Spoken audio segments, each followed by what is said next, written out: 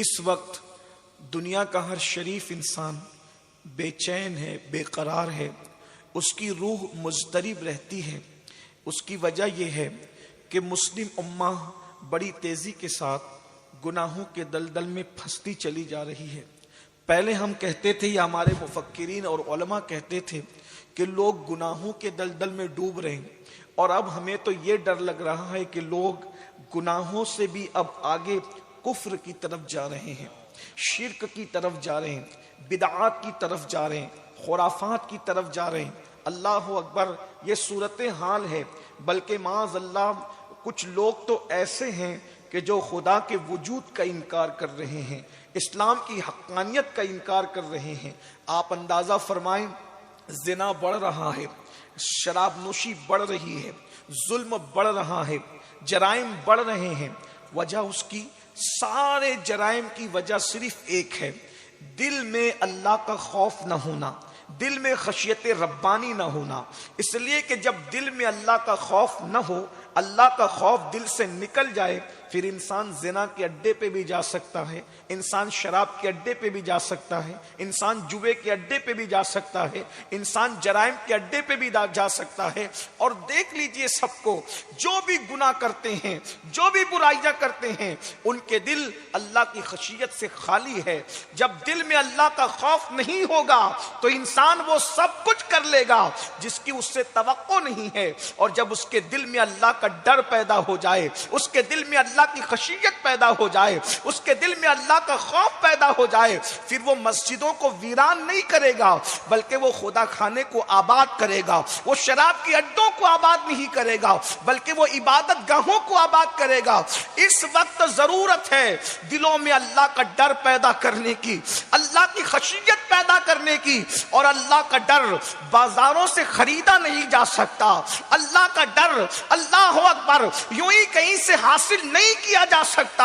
اللہ کا خوف مشروط کر دیا گیا ہے علم کے ساتھ۔ اللہ رب العزت ارشاد فرماتا ہے، انما یخشی اللہ من عبادہ العلماء، کہ بے شک اللہ کے بندوں میں اللہ سے ڈرنے والے وہ ہیں جو علم والے ہیں۔ پتہ چلا جب علم آتا ہے تو اللہ کا ڈر آتا ہے، علم آتا ہے اللہ کا خوف آتا ہے، علم آتا ہے اللہ کی خشیت آتی ہے۔ اللہ اکبر، خوف الہی اگر حاصل کرنا ہے تو پہلے علم حاصل کرو۔ اسی لیے آپ دیکھیں، پوری دنیا کا چکر لگا کر کے دیکھیے، آپ کسی ڈاکٹر کو شراب پیتے تو دیکھیں گے، آپ کسی انجینئر کو شراب پیتے تو دیکھیں گے، آپ کسی ٹیچر کو بھی دنیاوی شراب پیتے دیکھیں گے، مگر کسی عالم کو آپ کبھی شراب پیتے نہیں دیکھیں گے۔ اس کی وجہ یہ ہے کہ اللہ اکبر، اور جگہ پر خدا کا خوف نہیں ہے لیکن یہاں خوف خدا موجود ہے۔ اسی لیے آپ دیکھیں، آپ نے بم برساتے یا دہشت گردی کرتے ہوئے انجینئر اور سائنسدانوں کو تو دیکھا ہوگا، مگر کسی عالم کو آپ نے کبھی بم برساتے نہیں دیکھا ہوگا۔ اللہ اکبر، لوگ جان لینے والے ہیں اور یہ علماء ہیں جو مردوں کو ٹھوکر لگاتے ہیں تو لوگوں کے اندر جان آ جاتی ہے۔ ارے شیخ عبد القادر جیلانی کون ہے؟ وہ کسی خانقاہ کے شیخ بعد میں ہے، پہلے وہ جامعہ نظامیہ کے ایک طالب علم ہے، فارغ التحصیل ہے، اور خود ارشاد فرماتے ہیں، درست العلم حتی صرت قطبہ، میں علم حاصل کرتا رہا یہاں تک کہ اللہ نے مجھے مقام قطبیت عطا فرما دی۔ ہم ڈاکٹری کا انکار نہیں کر رہے، ہم سائنس کی توہین نہیں کر رہے، لیکن اللہ کی خشیت اگر دل میں پیدا ہوتی ہے تو علم قرآن سے پیدا ہوتی ہے، علم حدیث سے پیدا ہوتی ہے۔ ہم اپنے بچوں کو ڈاکٹر بنائیں، انجینئر بنائیں، ٹیچر بنائیں، سائنسداں، سب کچھ بناؤ، پہلے مسلمان بناؤ۔ پہلے مسلمان، انبیاء کی فکر یہی ہے، انبیاء کی فکر۔ حضرت ابراہیم علیہ السلام دعا کرتے، ربی جعلنی مقیم الصلاۃ ومن ذریتی ربنا وتقبل دعا۔ یہ دعائے خلیل ہے۔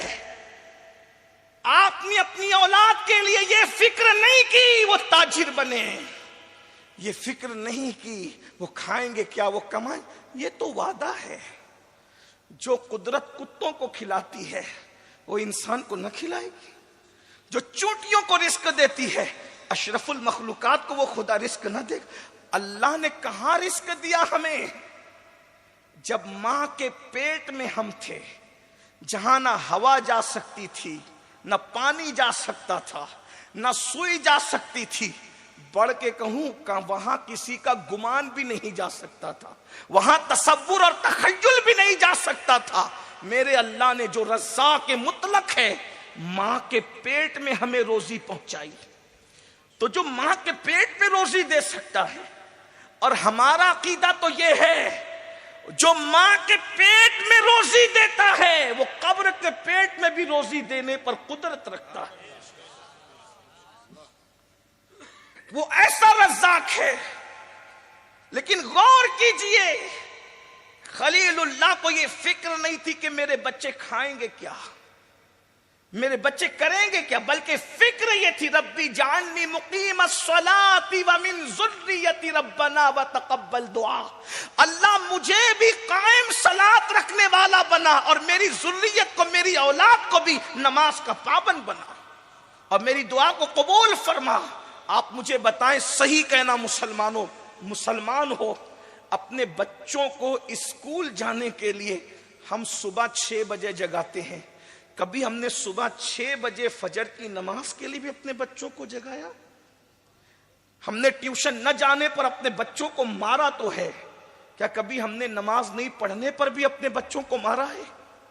ایک بات یاد رکھنا، میں پھر کہہ رہا ہوں، دنیاوی ڈگریوں کے ہم مخالف نہیں ہیں، لیکن پہلے نمبر پر مسلمان